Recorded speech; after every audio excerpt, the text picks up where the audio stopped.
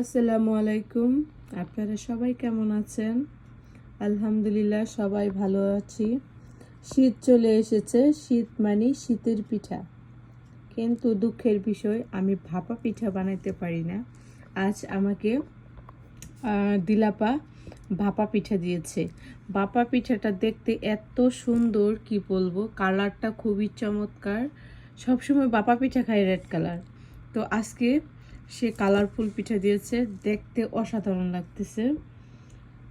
দিলাপাটা দেখতে যেরকম কিউট, ওর হাতের পিঠাগুলোও ঠিক এরকম কিউট।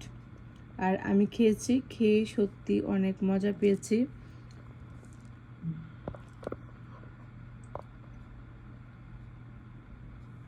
এই যে দেখুন, এই যে পিঠাটা খুবই টেস্ট, ভিতরে নারিকেলের পুর আছে আর কালারটা সত্যি মানে লোভনীয়, খেতেও অনেক মজা হয়েছে।